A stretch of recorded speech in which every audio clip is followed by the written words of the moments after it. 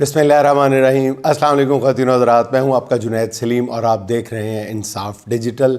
नाज़रीन, अदालती महाज गर्म नहीं है बल्कि बहुत ही ज़्यादा गर्म है। आज दिन भर ऐसे फ़ैसले सामने आते रहे जिससे अंदाज़ा लगाया जा सकता है कि आने वाले दिनों में सियासी मैदान ही नहीं, अदालतों से भी ऐसे फ़ैसले आ सकते हैं जिससे ये जाली और बोगस निज़ाम अपने मंतकी अंजाम की तरफ गामज़न नज़र आएगा। आज सुबह सवेरे जस्टिस मंसूर अली शाह के फ़ैसले ने 26वीं आइनी तरमीम के बेनिफिशरी जजेस को एक ज़ोरदार झटका लगाया है। सुप्रीम कोर्ट के 2 रुकनी बेंच में तौहीन अदालत केस में एडिशनल रजिस्ट्रार नज़र अब्बास साहब की तहरीरी दरख्वास्त कबूल करते हुए उनके ख़िलाफ़ तौहीन अदालत का नोटिस वापस ले लिया और करार दिया कि मुतल्लिका मुकदमे की फ़ाइल 3 रुकनी बेंच से वापस लेने में उनकी अपनी कोई बदनीयती शामिल नहीं थी, वो महज जजेस कमेटियों के हुक्म पर अमल कर रहे थे। इस फ़ैसले का नाज़रीन सबसे ख़तरनाक हिस्सा ये है कि इसमें चीफ़ जस्टिस समेत 4 जजेस को तौहीन अदालत का मुर्तकिब करार दे दिया गया है। और जस्टिस मंसूर अली शाह ने अपने फ़ैसले में लिखा है कि हम जजेस कमेटी के अरकान जस्टिस याहिया अफरीदी, जस्टिस अमीनुद्दीन ख़ान, जमाल ख़ान मंदोखेल और जस्टिस मोहम्मद अली मज़हर को गैर कानूनी काम करने पर तौहीन अदालत का शो कॉज नोटिस जारी कर सकते हैं, लेकिन अदालती वक़ार और हम आहंगी को बरकरार रखने के लिए ऐसा कर नहीं रहे। इसलिए इन कमेटी मेंबरान के ख़िलाफ़ मज़ीद कार्रवाई के लिए मामला जो है वो फुल कोर्ट के सामने रखने की सिफारिश करते हैं। अब जस्टिस मंसूर अली शाह ने साथ ही मरकज़ी केस जो इस पूरे तनाज़ा की वजह बना, यानी कस्टम केस, दोबारा जो है जस्टिस मंसूर, जस्टिस आयशा मलिक और जस्टिस इरफान सादत पर मुश्तमिल 3 रुकनी बेंच के सामने लगाने को हुक्म दिया और कहा कि ये केस फरवरी के पहले हफ्ते में लगाया जाए। अब अहम तरीन सवाल ये है कि चीफ़ जस्टिस इस फैसले के मुताबिक फुल कोर्ट तश्कील देंगे, तो इसका जवाब है कि इन्हें फुल कोर्ट बनाना चाहिए। अब वो बनाते हैं या नहीं, ये बात की बात है। अगर वो फुल कोर्ट नहीं बनाते तो मामला जो है वो यूं ही लटका रहेगा और कल किसी और केस में ऐसी सूरत हाल पेश आ सकती है, बल्कि आती रहेगी और तवातुर के साथ पेश आती रहेगी। ये जो खिचड़ी बनाने की कोशिश की गई थी उसका मंतकी अंजाम यही निकलना था। इसलिए चीफ़ जस्टिस के लिए ये बहुत मुश्किल होगा कि वो फुल कोर्ट तश्कील ना दें।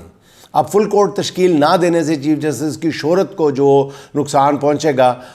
उसका अभी उनको शायद ख़ुद भी पूरी तरह अंदाज़ा नहीं है। इस फैसले की सबसे अहम बात यह है कि जस्टिस मंसूर ने कस्टम केस का ओरिजिनल 3 रुकनी बेंच बहाल करने का हुक्म दिया है। अगर फुल कोर्ट ना बना तो भी ये 3 रुकनी बेंच ऐसा फ़ैसला दे सकता है कि बग़ैर मेरिट के ओहदे इंजॉय करने वालों के 14 तबक रोशन हो सकते हैं। अब सवाल ये भी पैदा हो सकता है कि अगर chief justice Yahya Afridi 3 रुकनी bench ही बहाल ना करे तो फिर, तो इसका जवाब बस इतना है कि अगर किसी ने अपनी तबाही का फ़ैसला कर ही लिया है तो उसके बारे में बस फिर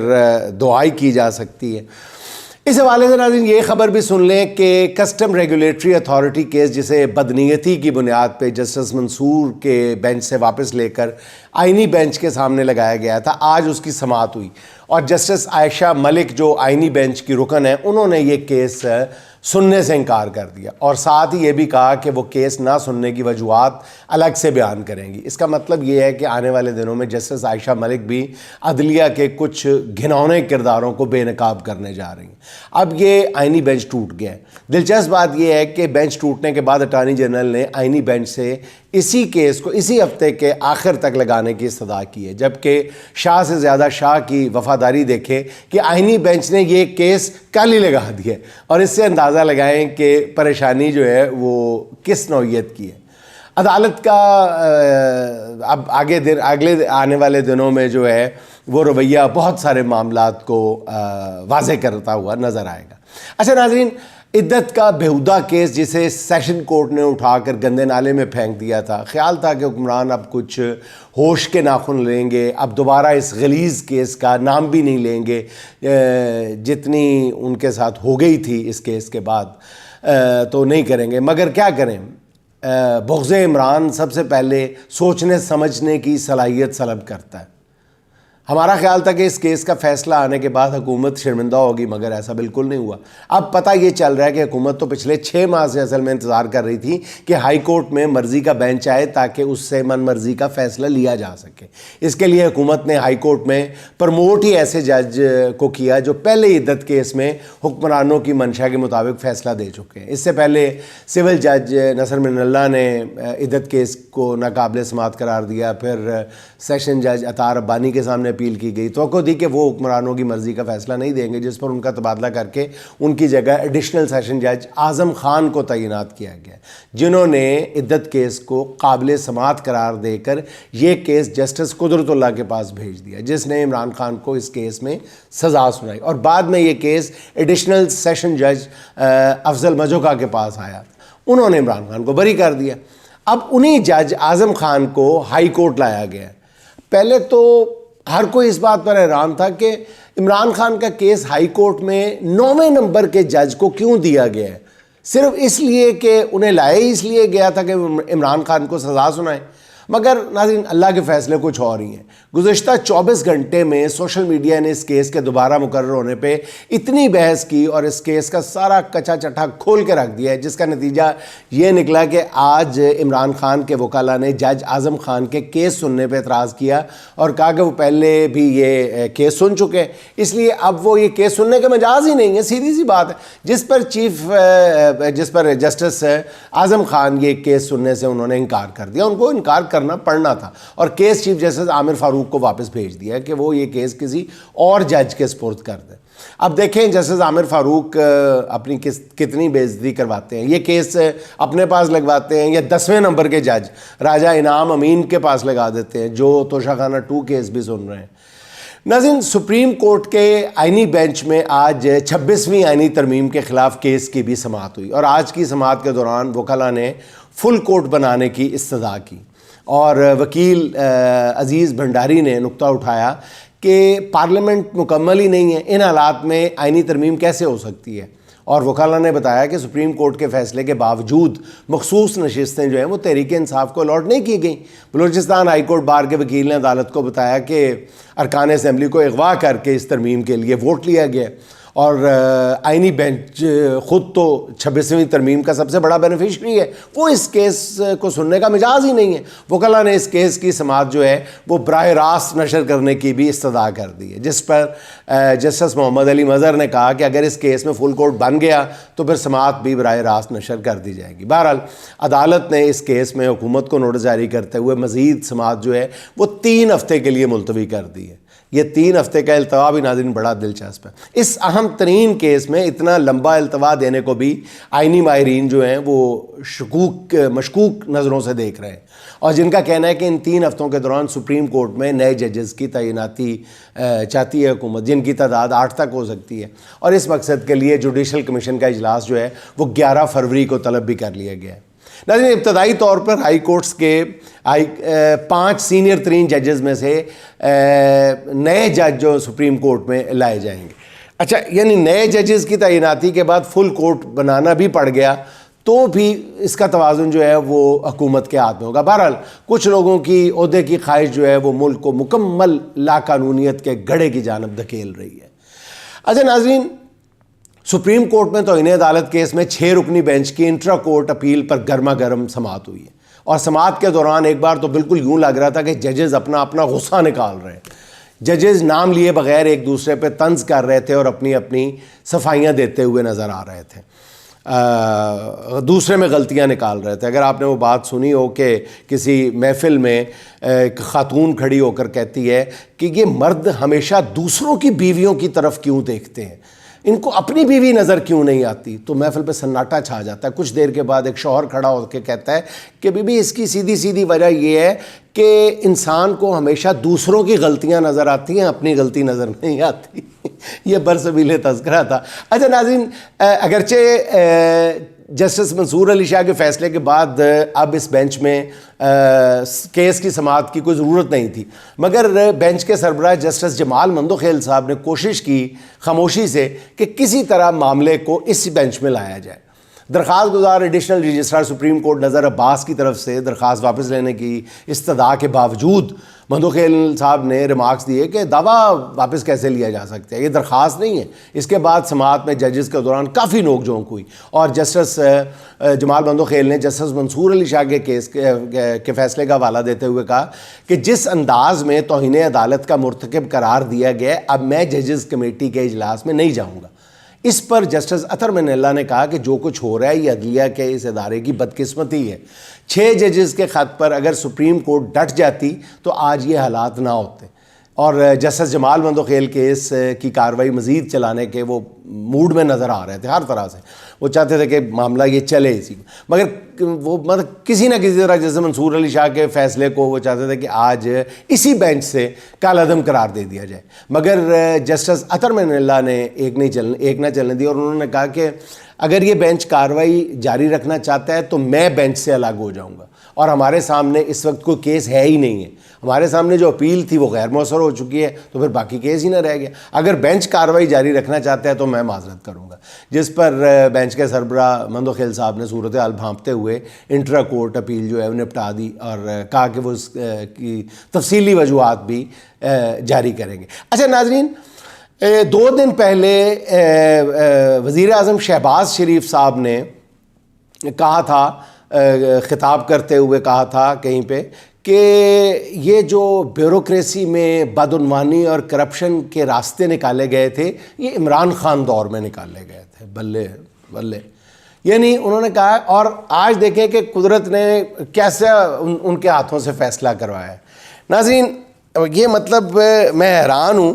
کہ دوسروں کی آنکھ میں شتیر والا معاملہ کہ شہباز شریف صاحب جو ہیں وہ کہہ رہے ہیں کہ بیوروکریسی میں کرپشن کے راستے عمران خان حکومت میں کھولے گئے تھے، اور 2 یا 3 دن کے بعد ہی اللہ تعالیٰ نے، قدرت بھی دیکھ رہی ہے نا سارا کچھ، کہ وہ شہباز شریف سے کیا انہوں نے شہباز شریف کے ہاتھوں کام کروایا ہے۔ ناظرین، فیض احمد صاحب جو ہیں وہ ڈی جی کسٹم اکیڈمی تھے، 22ویں گریڈ میں ہیں یہ، اور شہباز شریف صاحب ڈیووس میں جب عالمی لیڈرز کے ساتھ بیٹھے ہوئے تھے تو وہاں پہ انہوں نے کم و بیش فیض احمد کا نام لے کے کہا تھا کہ میں نے پاکستان میں کرپٹ ترین جو سینئر افسران ہیں ان کی لسٹ بنوائی ہے، اور ان کو ان کے عہدے سے ہٹا دیا ہے، میں نے تمام رکاوٹیں دور کر دی ہیں، اب وہاں پہ صرف شفافیت ہوگی پاکستان میں۔ یہ شہباز شریف صاحب نے بین الاقوامی رہنماؤں کے سامنے کہا تھا، اور وہ لسٹ بھی جاری کر دی تھی۔ ناظرین، اس لسٹ میں یہ فیض احمد صاحب کو پاکستان کا کرپٹ ترین افسر قرار دیا گیا تھا، 22ویں گریڈ کے فیض احمد صاحب کو۔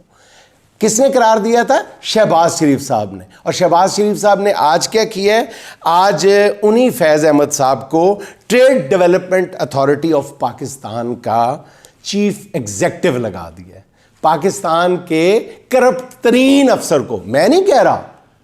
یہ حکومت نے لسٹ جاری کی تھی، اور لسٹ کے کو 20-25 افسران تھے یا اس سے بھی شاید زیادہ تھے، تو نمبر 1 پہلے نمبر پہ جس افسر کا نام تھا وہ یہ فیض احمد صاحب تھے،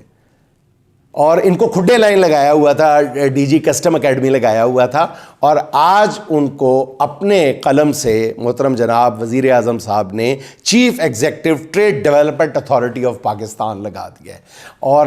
بیوروکریسی میں کرپشن کے راستے نکالے تھے عمران خان صاحب نے۔ اچھا رکھو، ماشاء اللہ۔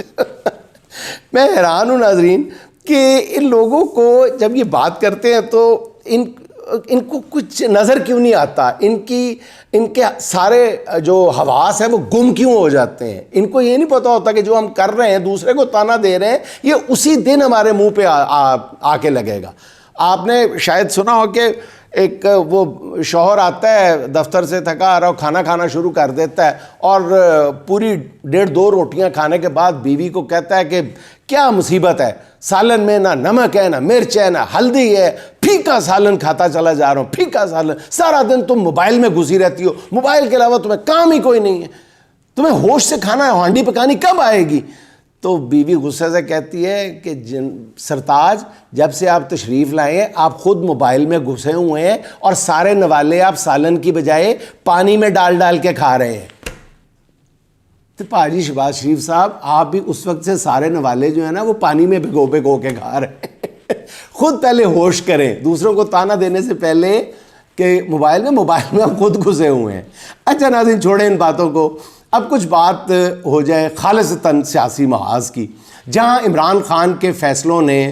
تھرتھلی مچائی ہوئی ہے اور حکمرانوں کے ناک میں دم کیا ہوا ہے. القادر ٹرسٹ کیس میں سزا دلوانے کے بعد حکومت کا آبویسلی خیال تھا کہ خان اپنے موقف میں نرمی پیدا کرے گا, مذاکرات کی ٹیبل پر ان کی پوزیشن جو ہے وہ کمزور ہو جائے گی, مگر عمران خان نے اپنے موقف میں مزید سختی پیدا کر دی ہے. انہوں نے اپنے بیانات ہی نہیں, اپنی ٹیم میں بھی ایسی تبدیلیاں شروع کر دی ہیں جن سے پتہ چلتا ہے کہ آنے والے دنوں میں عمران خان کی حکمت عملی کیا ہوگی. اور ذرائع کا یہ کہنا ہے کہ عمران خان نے جیل میں بیٹھ کر احتجاج کے اگلے مرحلے کا منصوبہ ترتیب دینا شروع کر دیا. ابھی تو صرف 8 فروری کے احتجاج کا ذکر ہو رہا ہے, مگر میری اطلاعات یہ ہیں کہ یہ احتجاج ایک بہت بڑی مزاحمتی تحریک کا نقطہ آغاز ثابت ہوگا. یعنی 8 فروری کو یوں کہا جا سکتا ہے کہ طبلِ جنگ بجے گا, اور اس لیے عمران خان چاہتے ہیں کہ 8 فروری کو ایسا پاور شو کیا جائے جو مخالفین کے ہوش اڑا دے. عمران خان نے ابھی تک 8 فروری کے احتجاج اس لیے تھوڑا سا سافٹ رکھا ہوا ہے اس معاملے کو, کیونکہ وہ چاہتے ہیں کہ پارٹی کے اندر رہنماؤں اور کارکنوں میں اگر کوئی تھوڑا بہت خوف ہے تو پہلے وہ دور ہو جائے. جیل میں بیٹھے ناظرین عمران خان اچھی طرح جانتے ہیں کہ ڈی چوک میں 69 شہریوں پر گولی چلا کر حکومت اپنے ترکش کا آخری تیر چلا چکی ہے, آخری حربہ استعمال کر چکی ہے. اب اس حکومت کے بس میں نہیں ہے کہ وہ یہ انتہائی قدم یا اس سے بڑا کوئی قدم اٹھا سکے, بلکہ اس دفعہ لاٹھی اٹھانے سے پہلے بھی حکومت کو اور سرکاری اہلکاروں کو 100 دفعہ سوچنا پڑے گا, خاص طور پر جب امریکہ میں انہیں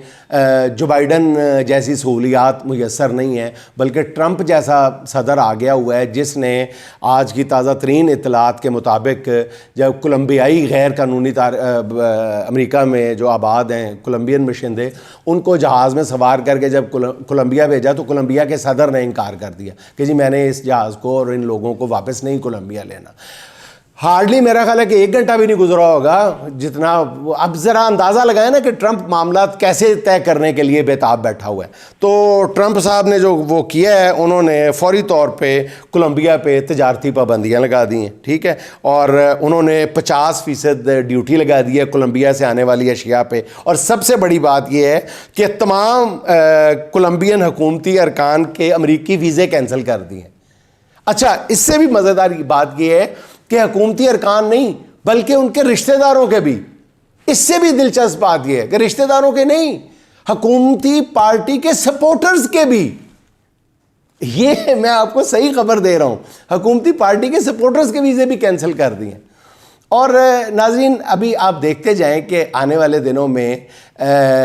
ہوتا کیا ہے. جب عمران خان نے بھی اسی لیے چن کر ایسے لوگوں کو پارٹی میں آگے لانا شروع کر دیا جن کی پارٹی اور اس کی قیادت سے وفاداری جو ہے وہ کسی بھی شک و شبے سے بالا تر ہے. یہ شک ہی لے کے بیٹھا رہا ہے نا. پچھلے آپ 2-3 احتجاج دیکھ لیں کہ حکومتی جو شرارت ہوتی تھی وہ یہی ہوتی تھی کہ پی ٹی آئی کی قیادت کے حوالے سے شکوک و شبہات پیدا کر دیے جائیں. اس دفعہ عمران خان نے یہ رکھنا بھی بند کر دیا, اور وہ اب جن کی مطلب جب ایسے لیڈر سامنے آئیں گے تو پھر کیا ہوگا. تو ناظرین اس حوالے سے میں آپ کو یہ بھی پہلے بھی عرض کیا تھا, دوبارہ بتا دوں کہ آنے والے کچھ دنوں کے دوران کئی ایک حیرت انگیز پی ٹی آئی کی قیادت میں نئے چہروں کے حوالے سے خبریں سامنے آئیں گی. اچھا, دوسری طرف ناظرین حکمران بھی اپنی نئی صف بندی میں مصروف ہیں. وزیر داخلہ محسن نقوی کا دورہ امریکہ بھی انہی کوششوں کا حصہ ہے. البتہ نقوی صاحب نے وہاں پہ جن سے ملاقاتیں کی ہیں وہ ان کا حال پہلے بھی عرض کیا ہے کہ جیسے ملاقات کر کے نکلتے تھے جس سے بھی تو پیچھے سے وہ ٹویٹ کر دیتا تھا, جو بھی رکن پارلیمنٹ تھا وہ کہہ دیتا جی فری عمران خان, یعنی محسن نقوی صاحب کی چھیڑ بن گئی تھی. لیکن اب یا تو خفت مٹانے کے لیے ایسا کیا جا رہا ہے یا اس کی کوئی اور وجوہات ہو سکتی ہیں. یہ کہنا شروع کر دیا گیا ہے کہ محسن نقوی صاحب کی امریکہ میں ڈیپ سٹیٹ کے بعض نمائندوں سے ملاقات ہوئی ہے, اور آنے والے دنوں میں انہی ملاقاتوں کے حوالے سے پاکستان سے متعلق فیصلے. ڈیپ سٹیٹ نظر نہیں نہ آندی تو جو مرضی کہی جاؤ. اب وہ انہوں نے اس کو کہہ دیا کہ نہیں اصل خفیہ کوئی ملاقاتیں ہوئی ہیں جو سامنے نہیں آئیں. کوئی خفیہ ملاقاتیں نہیں ہوئی. میں آپ کو بالکل دو ٹوک لفظوں میں بتا رہا ہوں، نقوی صاحب کی کسی ڈیپ اسٹیٹ کسی بندے سے کوئی ملاقات نہیں ہوئی، ناکام دورہ۔ بہرحال یہ جس کو وہ جو سامنے آئی ہیں ملاقاتیں وہ پرلے درجے کی مایوس کن ملاقاتیں تھیں۔ وہ بھی یہ بھی ہو سکتا تھا کہ جنہوں نے بھیجا ہے نقوی صاحب کو تو واپس آئیں تو نقوی صاحب کو یہ کہہ دیا جائے کہ جناب آپ ایسا دورہ کر کے آئیں تو سرکاری طور پہ آپ کو آنے جانے کا کرایہ بھی نہیں دیا جائے گا، کرایہ بھی آپ جیب سے دیں۔ اچھا، خاص طور پہ ناظرین اینٹی چائنا تقریب میں چلے جانا پاکستان کی خارجہ پالیسی پہ عرض کیا تھا میں نے کہ ڈرون حملے سے کم نہیں تھا۔ اس معاملے میں بہرحال محسن نقوی صاحب کا موقف بھی سامنے آیا ہے کہ وہ کسی اینٹی چائنا تنظیم کی تقریب میں نہیں گئے تھے، مگر برطانوی اخبار گارڈین نے محسن نقوی کے اس دعوے کی تردید کر دی ہے، جس نے لکھا ہے کہ ایسا اقدام جو بیجنگ کو غصہ دلانے کے لیے یقینی تھا وہ کیا انہوں نے لکھا کہ وزیر داخلہ محسن نقوی نے ڈونلڈ ٹرمپ انتظامیہ کی خوشنودی حاصل کرنے کے لیے امریکہ کے اپنے حالیہ دورے کے دوران ایک امریکی لابی گروپ سے ملاقات کی ہے جو اپنی چین مخالف پوزیشن کو آگے کرنا چاہتا ہے۔ فی الحال ایک بات تو ناظرین طے ہے کہ موجودہ جعلی اور اصلی حکمرانوں کے لیے امریکہ سے کسی طرح کی کوئی اچھی خبر نہیں آ رہی اور نہ ہی مستقبل میں آنے کا کوئی امکان لگ رہا ہے۔ اچھا ناظرین، میں صرف آج ایک چلتے چلتے ایک بات کا ذکر کرنا چاہتا ہوں۔ آج میری نظر سے ایک ٹویٹ گزری ہے عمران ریاض صاحب کے بارے میں کہ ان کو پاکستان سے ان کا ایگزٹ جو ہے وہ فیسیلیٹیٹ کیا گیا تھا، یعنی وہ ان کو یعنی کہنے کا مطلب یہ تھا کہ پاکستان سے ان کو بحفاظت نکالا گیا تھا۔ ناظرین، ایسی ٹویٹس نہیں کرنی چاہیے، ایسی باتیں نہیں کرنی چاہیے۔ جو بھی جس گروپ سے تعلق رکھتا ہے، جو بندہ بھی اس ملک میں رول آف لاء کا حامی ہے، میرا خیال ہے آپ نے میرے منہ سے بھی بہت کم یہ باتیں سنی ہوں گی، لیکن آج مجھے مجبوراً یہ بات کہنی پڑ رہی ہے کہ عمران ریاض صاحب کے بارے میں اس طرح کی بات کرنا، میں حلفاً قسماً آپ کو کہتا ہوں کہ وہ اپنی جان پہ کھیل، آخری دنوں میں جب وہ یہ جو کچھ بھی ہوا تھا وہ اپنی جان پہ کھیل کے گئے تھے، جان پہ کھیل کے، اور ابھی تک میں پورے تیقن کے ساتھ کہہ رہا ہوں آپ کو کہ کوئی بات بھی یقینی نہیں ہے۔ جن لوگوں نے یہ ٹویٹس کروائی ہیں وہ اگر سچے ہوتے تو پہلے وہ یہ ٹویٹ خود کر دیتے، اور ان کے لیے جو 2-3 محفوظ ترین ملک ہیں ان کے حوالے سے میں ابھی کوئی بات قبل از وقت نہیں کرنا چاہتا، لیکن یہ بات میں آپ کو پورے یقین کے ساتھ بتا رہا ہوں کہ عمران ریاض صاحب کے بارے میں صرف 3 یا 4 لوگ حقیقی صورتحال سے آگاہ ہیں ابھی تک، 3 یا 4۔ اگر کوئی شخص کہتا ہے کہ مجھے عمران ریاض کے بارے میں مکمل معلومات ہیں تو وہ جھوٹ بولتا ہے، وہ غلط کہتا ہے۔ اچھا ناظرین، اس کے ساتھ ہی آج کی آخری بات بھی سن لیں اسد عباس صاحب کے لفظوں میں،